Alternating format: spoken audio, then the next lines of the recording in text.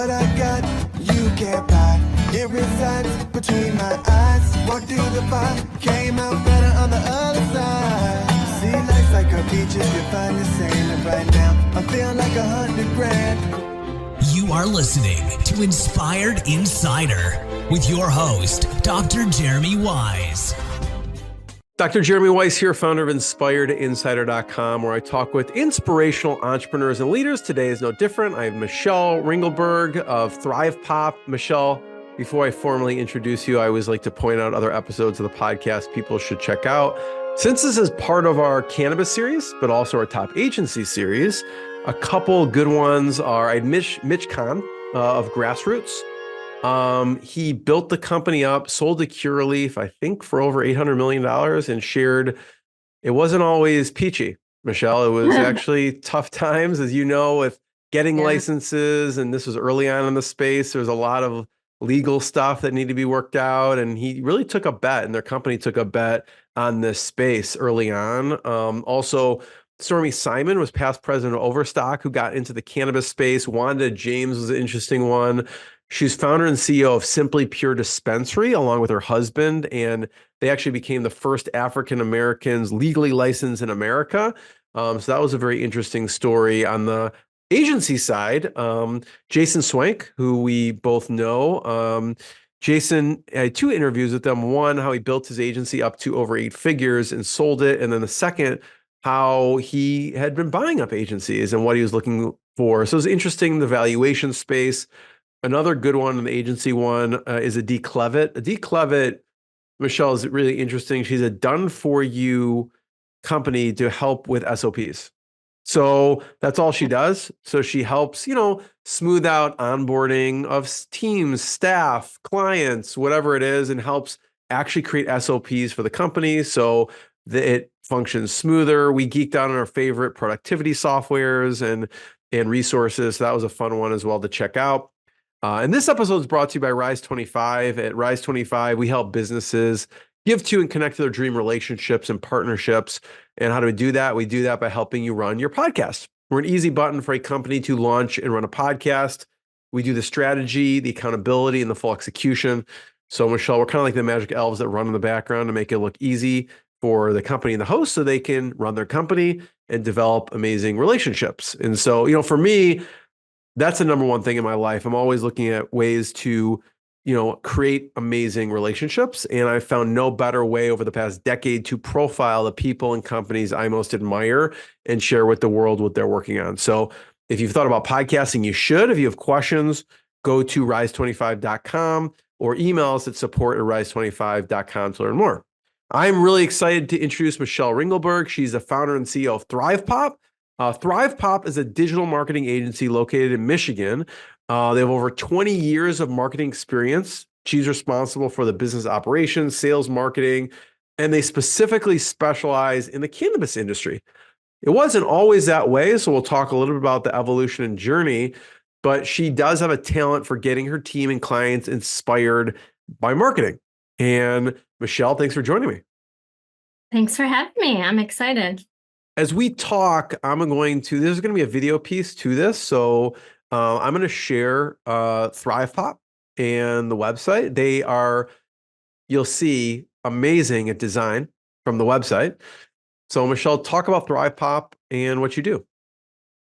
All right. Well, we are a digital marketing agency, and we started in 2017, and we actually spinned out of an IT managed service company. So my husband owned Next IT, which is an IT managed service company, and I was managing the web and the marketing team. And he was looking at possibly selling, and I missed doing marketing for multiple companies. So we decided to spin out and create ThrivePOP. And my daughter is also a partner, and she works right alongside me. So that's exciting. And like Jeremy was saying, like when we started, we were just a traditional marketing. We did not have a niche. And I was working with a consultant. I became like certified woman-owned business and ended up getting a grant for like a marketing consultant to help me make sure that we're doing everything the right way. And they just kept on me about like, you have to niche down. And we had this client that came to us, which was just a hosting client, and said, hey, we're thinking about doing this email campaign and it's for the cannabis industry. Can you like help us? So that's how we first started working it. So it was not a strategic plan by any means. It just kind of happened. And I think that's what happens a lot with marketing agencies. And I'm sure Jason Swink would agree because he talks to a lot of people, and typically this is what happens. People kind of fall into it, or they start a new job and I didn't like it, so I tried to do it on my own. And basically, like, we ended up going to this trade show, tried to learn about cannabis, and it was there that we realized, wow, like, this is a tough industry. And if we do a good job and we learn all the ins and outs, there was not very many marketing agencies that specialize in cannabis at the time. So we were one of the first that started going down that road. And now, like, that's all we do. Well, we do some other traditional, like, businesses, but the majority of everything that we do are really specializing in cannabis. And it's hard. It's not easy, for sure. And we'll talk about, what's interesting about it is that obviously our restrictions on this industry, and maybe it doesn't give companies the flexibility, the complete flexibility. So, maybe they just avoid it because you do have to know certain things. You can't just jump into it. But I like what you said there about the niche. It wasn't this like master plan, but oftentimes when I'm talking to people, Michele, it's the clients, they don't even realize they have a niche sometimes because it's the clients that love them, get the best, and who they get the best results for, right? And you luckily hit that from the beginning and with that. But I'd like to hear about the evolution. So we talk about niche and how important that is. There's niche of the industry. There's also niche of the services. What would the evolution of your services, what they look like? Because it sounds like with this particular client, they wanted to start with email marketing. Right. Yeah. And when we first started, we were pretty much, well, we were 100% online business application. So very like high end websites, basically, Magento, Laravel, things like that. And I ended up getting frustrated because my passion was marketing, right? And I couldn't like get my hands in it because I'm not a developer, and really like got burned by some developers and had to go to a client and tell them that, my team can't do this, so I need to give your money back because I don't feel confident that we can do what it is that you want. And many consultants will tell you, do what you love. And it was hard the first year. And I remember crying a lot, losing a lot of money. Over And what? Just about the tough the parts about. stress of it, or like, can I make payroll? And, you know, just figuring out all the processes and software that you use. And it's just like really hard. And we were just like burning money. I mean, I was losing at least $5,000 a month, which was difficult, and so I remember like meeting with the CPA, and it's like, what are we doing? Like, what are you doing here? Do you tell me about this? And he's like, why do you want to do this? And I'm like, oh, well, because I just love helping companies and da da da da. But I don't like the web piece, I'm not like, I mean, I'm pretty technical, but I'm not like a coder technical. And what I love is just like getting clients excited. And he's like, then why aren't you focusing on marketing? And I'm like, I don't know. And so he's like, well, do what you love, because then you're going to naturally get people excited, because you totally just got me excited. I'm ready to sign with you right now because of all the things you just told me. I'm like, really? But I'm not outgoing. I'm more of an introvert. And this whole, like, trying to get the meetings was like a challenge. It is a challenge, as anyone knows. So we hired a telemarketing company to get us leads. And then I was fine, doing the meetings and getting people excited. Like, there's got to be other ways. Like, what can we do? Let's try this, let's try that. So then it just started growing because I really was doing what I loved. And so we eventually just started weaning out like those clients that were the online application systems and the Magento clients and so forth, and just focused on like WordPress sites that I could go in and check on the developers to make sure things are getting done, because typically what they would always say, oh, it's behind, you can't see what's happening. You don't trust us. We're making progress. You just can't see what we've been doing yet, which was a standard response that I would get. So just went down that road, and it just like naturally we just started getting clients, and it kind of grew from there. So It's really interesting because it sounds like, the Magento sites can be super complicated and complex. You're like, okay, let's get rid of, even if you are decent at it, let's get rid of the things that takes long, that we don't like doing.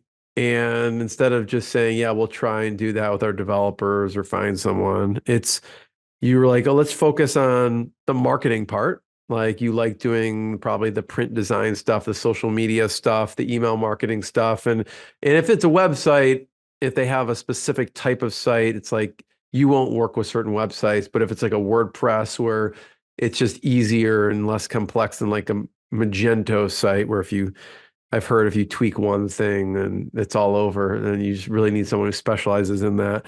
So I could see that. And that kind of helped turn it around, along with just a specific plan for getting in front of clients, which was the telemarketing side, which is interesting. What made you think of going that avenue with telemarketing?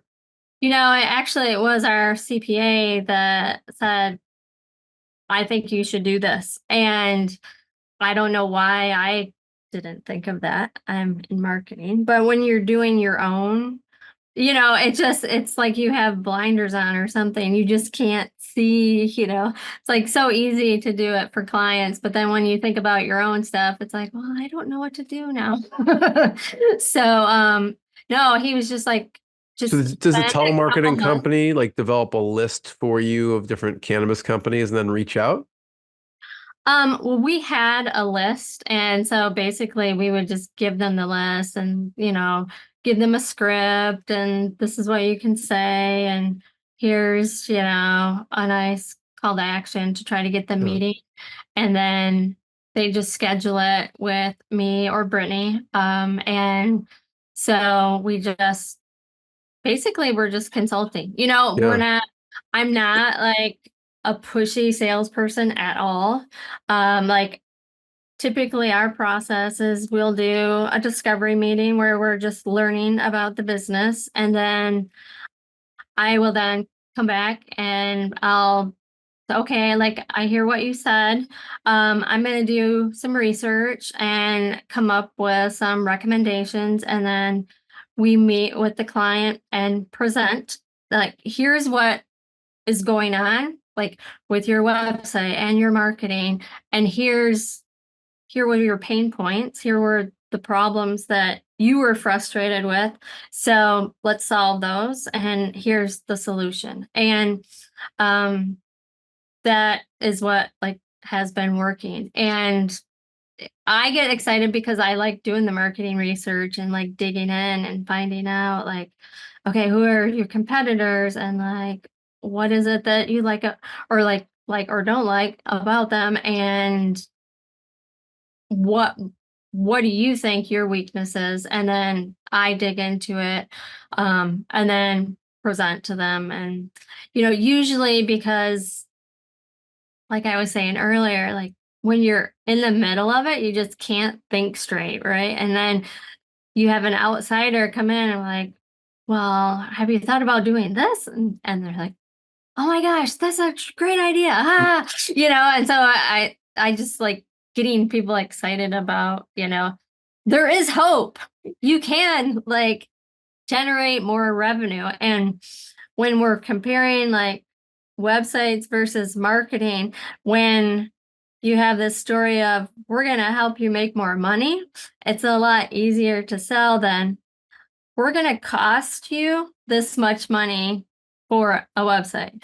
And so when you can prove the ROI, that's what is like super helpful. And I'm curious, Michelle, I'm fascinated by this telemarketing thing for some reason, but like, because I feel like I'm like you, where I'm just very consultative, try and be helpful. And, when I picture telemarketing, I almost picture the opposite, right? So I'm curious, that mix of your personality of like, listen, we don't want to be pushy, we just want to help, with a telemarketing. What was in the script that you were comfortable with, and like, what was the call to action, if you um, remember?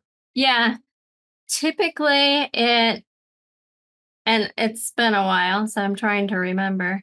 But usually it's, hey, the telemarketer was like, hey, like Michelle's the owner.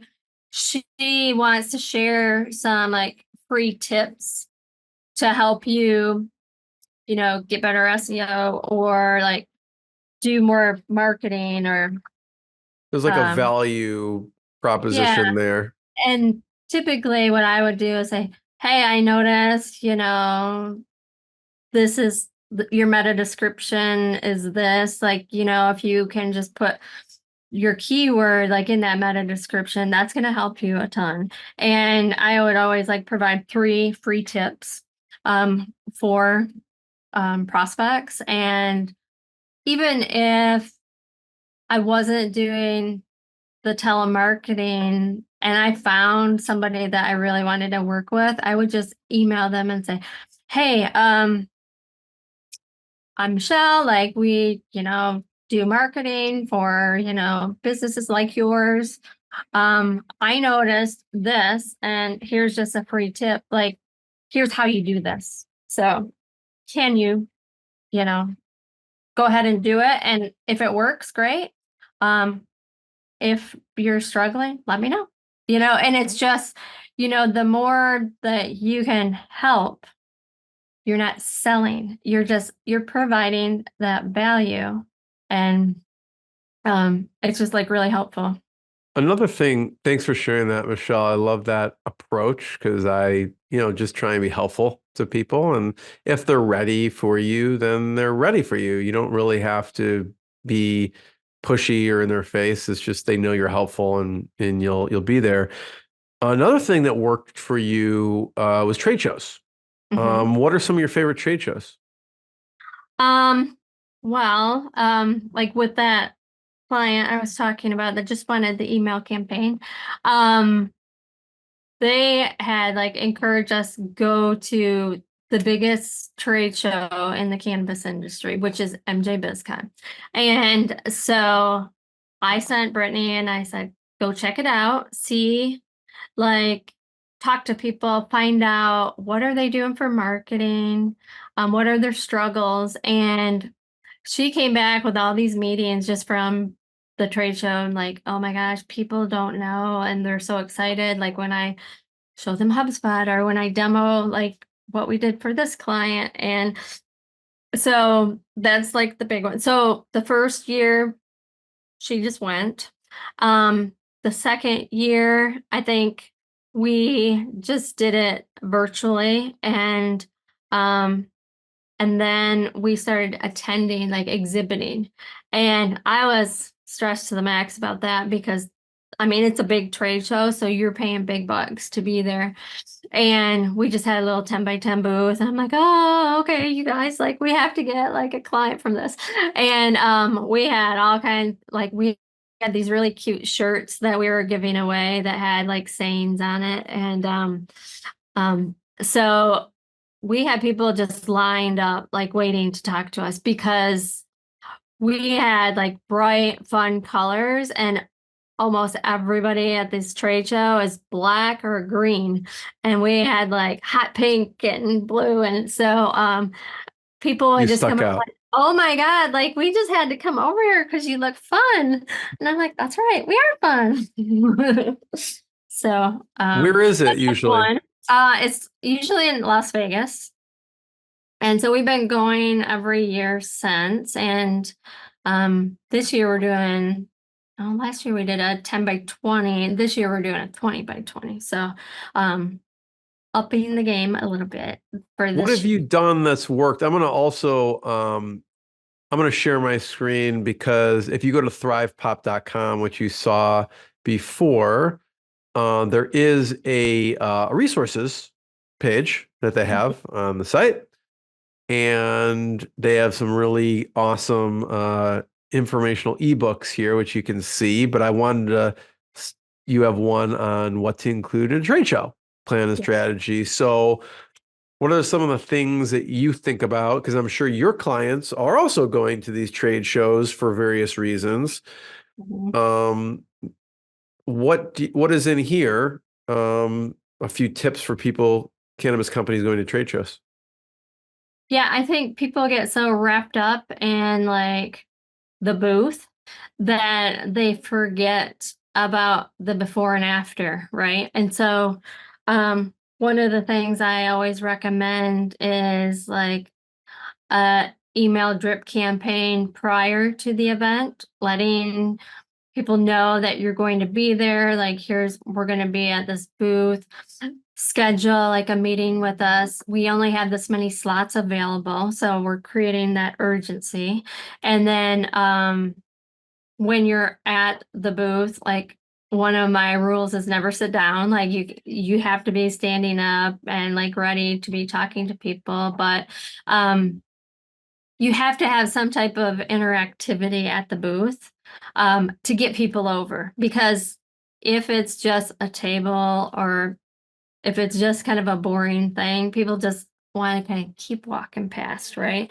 But if you have something interesting, they're like, what is that? Like, how do you do that? Like, how can I get that? And so just having like really cool things. And there was another company there that was selling shirts with sayings on it, but we were giving them out for free, and ours was much more clever anyways. And so that's why we had like that line that was going around. And so that is like really important, and just making sure your team is like not chit-chatting, not on the phone. They're alert, they're like ready to talk to people, and that they don't take people that are not super educated. Like make sure like you're taking your best people like to work the trade show. And then post is the follow-up, right? And making sure that you have some process of following up. And so what we typically do is we will hire a telemarketing company to call for follow-ups, like, hey, Michelle talked to you and when you talked to her about this, she wants to meet with you, and get those appointments. And what is like frustrating at these trade shows is that people are like, oh my God, like I need you, like we're gonna hire you for sure. Like I love, everything you're doing, blah, blah, blah. And then trying to get them on the phone is like, but they were really excited. I got People them. get back to their busy lives, I guess, and Yes, I know. And so when you come back, it's like you're like trying to like just get caught up, that I was getting frustrated with my team on, come on, you guys, we have to call all these people. And it just wasn't happening. So I'm like, I just made sure that it does happen. So yeah, so like making sure you're following up, and then also like get them into a drip campaign, and so what we do is like we get them into like a sequence and then they go into a drip campaign. So they're always getting something from us, like on a weekly basis or monthly basis, depending. And so that we're staying top of mind, so that when they are ready, they're thinking, oh, who's that company that emails us all those cool ebooks? Oh yeah, that's ThrivePOP. Oh, I know ThrivePOP. And then, as like time has went on, like when we go to the shop, I know you. You send me emails. And so it's also kind of that, conversation starter too. But that's like the big things that we really try to encourage. And, the Yeah, you have more, these set systems for everything. And so it sounds like, Michelle, you'll help companies also execute on their trade show strategy. So like if a company goes to a trade show, you'll kind of help with the emails or follow up for a company at a trade show yeah. too. Yes. Yeah. So typically, like, we like start with the strategy and then we will then make sure like we schedule or we like figure out goals for the company, whatever that may be. So say if it's this, we consider like a trade show a campaign, and basically what's the goals for this campaign. Okay, here's what we're going to do if these are the goals, and that's how we determine like what we're going to do. But we do everything. So we have designed the booths and then work with the vendors. We will order all of the equipment and supplies, and our we'll even stage the environment for you. Like if you need us to do that, like have all of the print materials ready, or if we need to order promo items, like all of that. But then of course all of the other things that go along with that, like the pre-show, and then staying on the sales team after, and making sure like, okay, like make sure you're putting the notes in, so that we know what's happening. Or, hey, like we had all these leads. Now what's happening? Like, did any of them close? And was that trade show worth it? Because some people spend $100,000-$200,000 on going to this trade show. Like, They don't follow up. what is the ROI on that? Like, how many clients did you close? Because the owner spent all this money getting you there. So, you need to be making sure that you didn't just waste your time and just were chit-chatting to people. And that's super, super important. And the business owners want to know that they're not just wasting that money, that we do have a plan in place for the events, because they're expensive when you consider the travel and the hotel and the food and It adds up very quickly. I want Mhm. to talk a little bit about, the types of clients you work with, and maybe we'll talk about a few examples to highlight. I know one of the companies is PIP Horticulture. Can you talk a little bit about them and what you did with them? Yeah. So PIP was the email campaign that they were a hosting client, came to us, and now they're like one of our largest clients, and we do everything for them.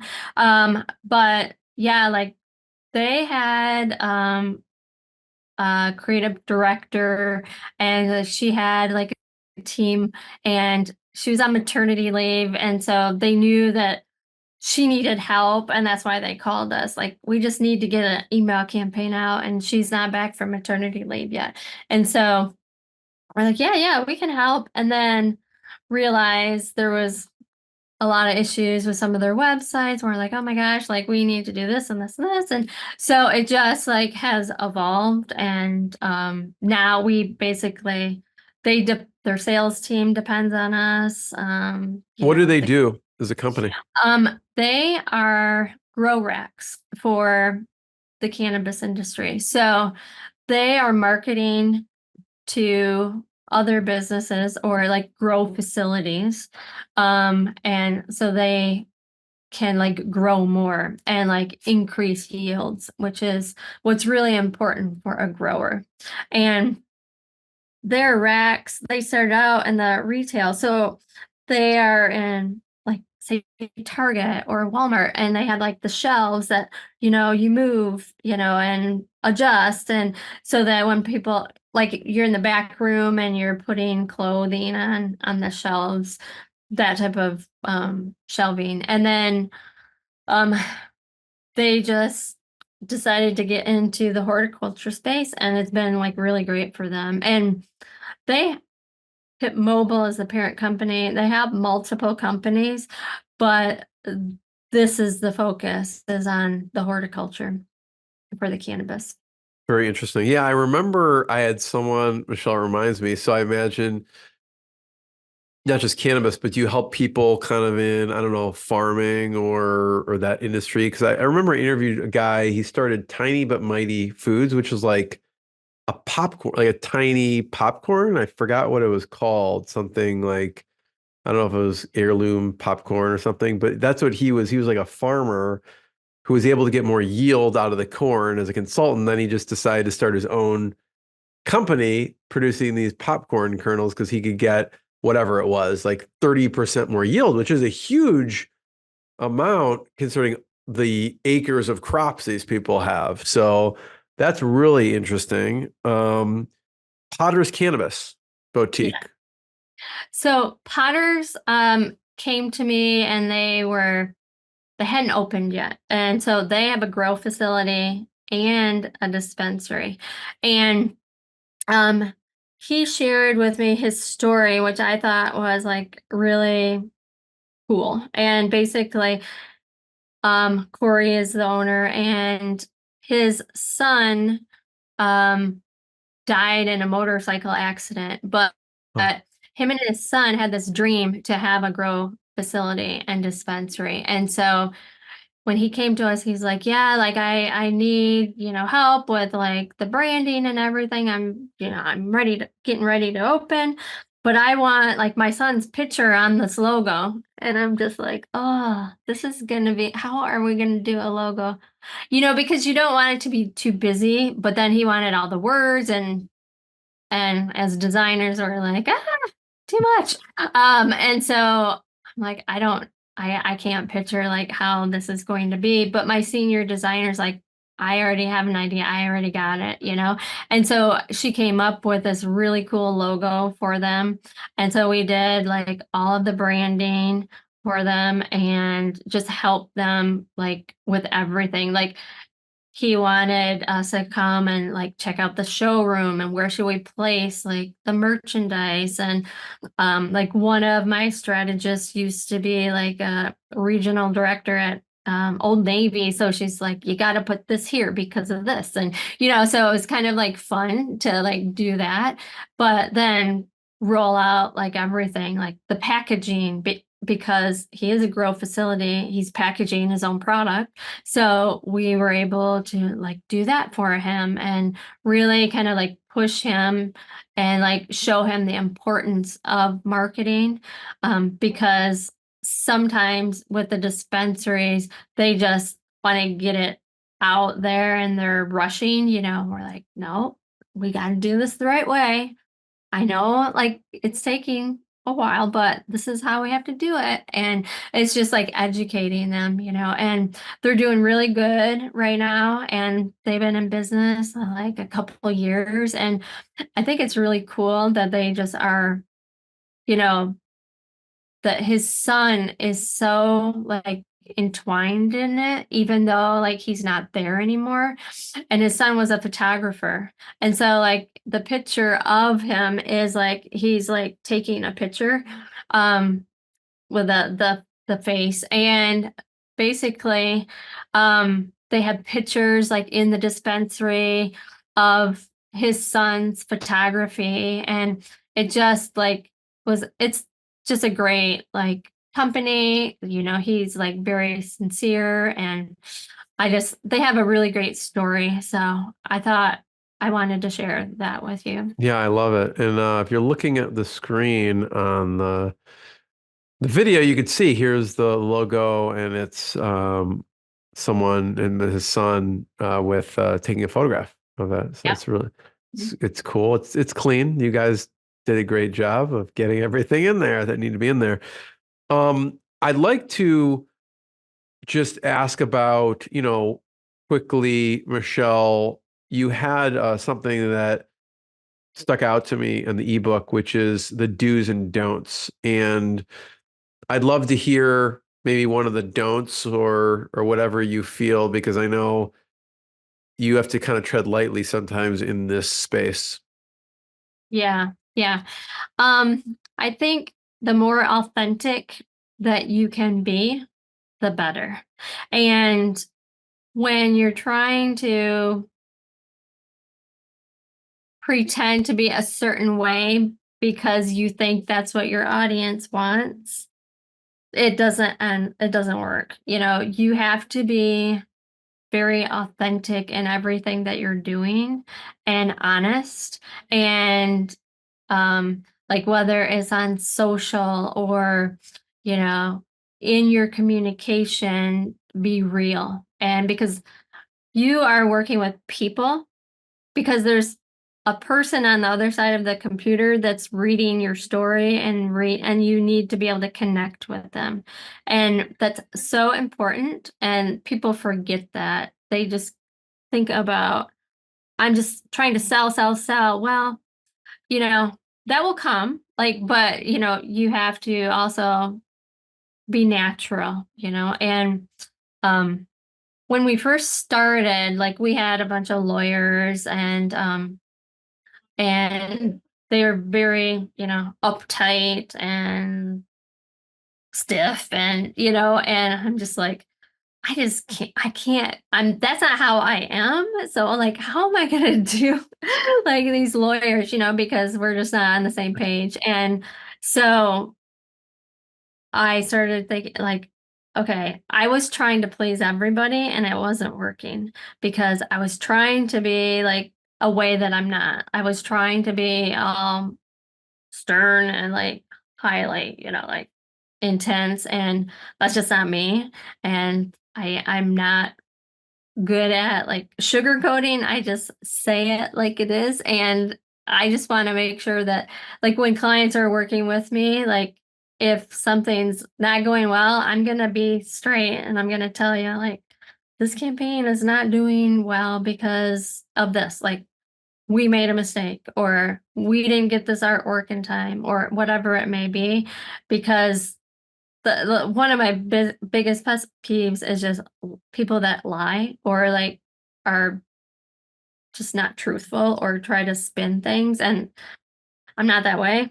Like I was saying earlier, I'm not like a pushy salesperson. It's like, here's how we charge, and there's no tricks to it. This is just how it is. And this is how we are. And like, one of our core values is transparency, because I just, like, I want to be honest, and because it's going to help me in the end, because there's so many companies out there that they come to me and they're like, yeah, like, I was having this person do, but then they didn't do any of the work that they said. And I'm just like, what?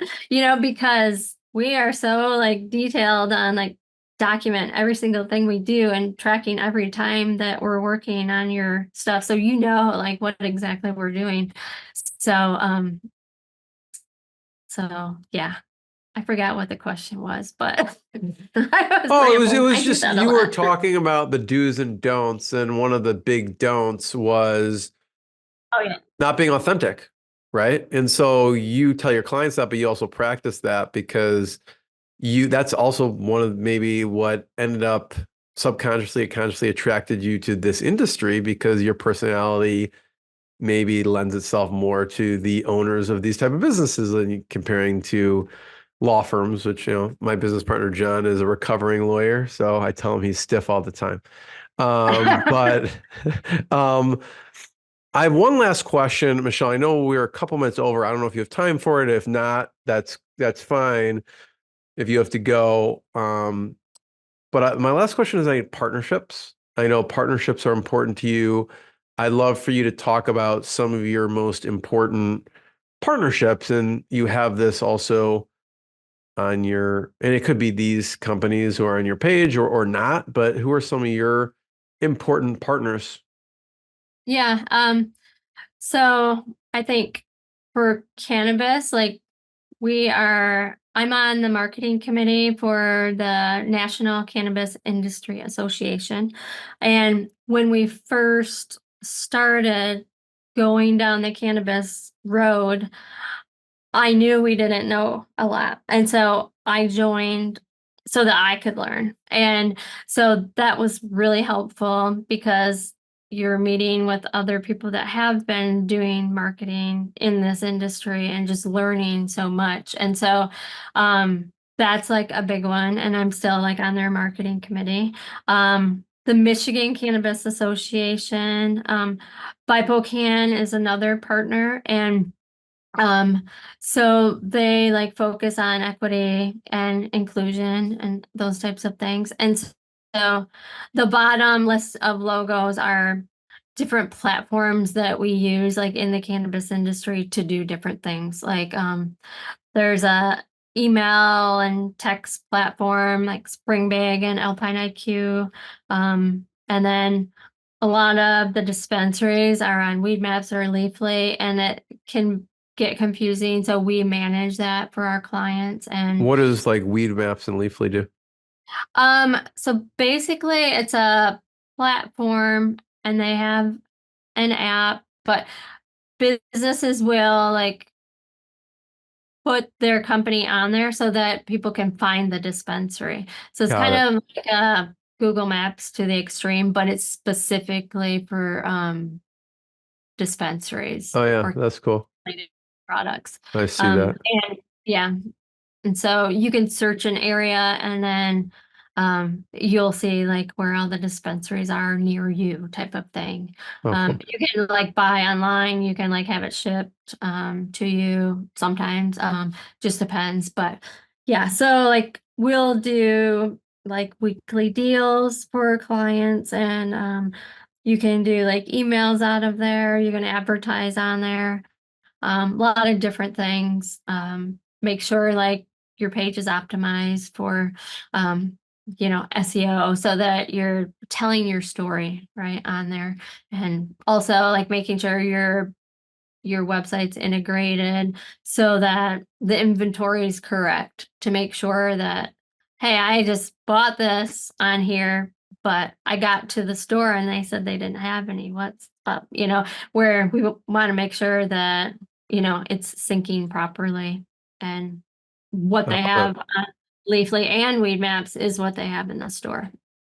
It's a Or- lot of moving pieces here, Michele. First of all, I just want to thank you. Thank you for sharing your journey, your lessons, and the ups and downs in the journey. I want to encourage anyone to check out thrivepop.com. If you know someone in the cannabis space, send them to thrivepop.com. They have some amazing resources there, and check out more episodes of the podcast. And I just want to thank you, Michele, and we'll see everyone next time. Thanks, Michele. Thank you. What I got, you can't buy. It resides between my eyes. Walked through the fire, came out better on the other side. See, life's like a beach if you find the sailing right now. I feel like 100 grand.